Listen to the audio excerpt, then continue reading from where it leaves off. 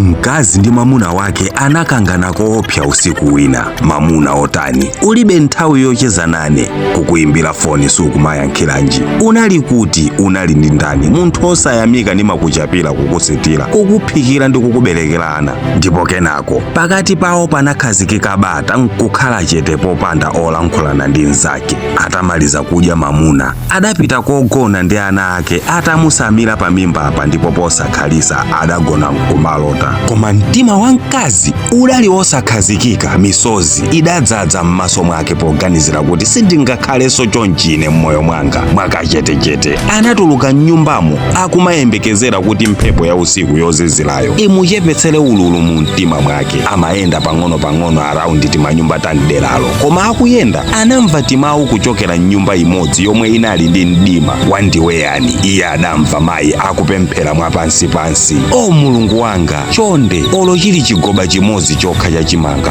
olo phala mwana wanga atha kumadya. Esther adakhala kaye chete, mtima ukunjenjemera, koma napitilira kumayendabe. Ndipo akuyenda pang'ononso adamva pemphero lina m'nyumba inanso kuchokera kwa mkazi, kupempha Mulungu kuti ateteze mwana wake kuzovuta ndi tsoka. Kuyendanso pang'ono chapafupi anangomva mwamuna wina akunong'oneza mkazi wake amvekere. Mmawa tawapempheniso ni alandrodi angoti pasako masiku atatu ndiyesesa kuwasakira ndalama yawo ndi wapasa, kungoti panopa zinthu sizili bwino olo chakudya tikuchita kusowa chonchi. Masitepe a mkazi anayamba kufoka poganizira kuti mkangano wake ndi mwamuna wake unali opanda pake. Analibe mavuto koma kusimbwa chabe. Komabe anapitilirabe kupita chitsogolo, ndipo atayenda pang'ono anangomva mawu kuchokera pa windo lina. Agogo akukumbusa mzukulu wawo, patha masiku ambiri ndisakumwa mankhwala anga, chonde tayesesa mmawa kundipezerako munthu ne sindikumva bwino. Ndilibe ndalama zokwanira kugula mankhwala anu agogo, koma ndikayesesa mwina angakandikongoze.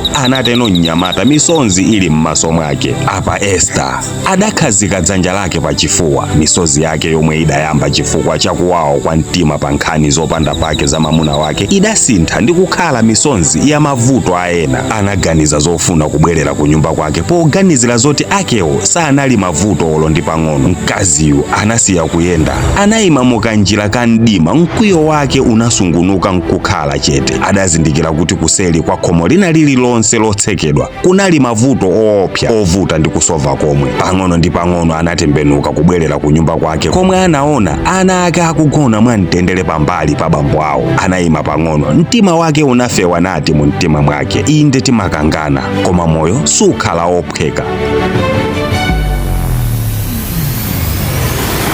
Koma bamboyu amandisamala, ndipo tonse tili ndi chakudya pakhomo pano komanso thanzi, zinthu zimene ena ambiri amangopemphera tsiku ndi tsiku kuti atakhala nazo. Usiku omwewo adagona pambali pa mwamuna wake ndi kupanga pemphero lakachetechete nati, zikomo Mulungu pa zonse zomwe ndili nazo kale. Kuseli kwa kumwetulira kwina kulikonse kumabisala kulimbana ndi mavuto komwe sitingathe kukuona m'banja lina lililonse ngakhale likuoneka losangalala chotani. Koma mavuto ambiri mchikondi zimagwira ntchito maka tikamangoyang'anayang'ana zowawa zokha osati zabwino zomwe zikupezeka m'banjalo. Timayiwala kuti ena akumenya nkhondo zolemera kwambiri kuposa zathu. Nzeru zenizeni zagona ndi kusamalira zomwe tili nazo kale ku nyumba kwathu, okondedwa athu, thanzi lathu, ndi kusalola mkwiyo kutilanda chisangalalo chathu cha tsiku ndi tsiku. Kuyamika inde sikuchotsa mavuto, koma kumatipasa mphamvu kuti tithane nawo mavutowo komanso kuzipezera mtendere. Musayiwale, tikapereka chisangalalo kwa ena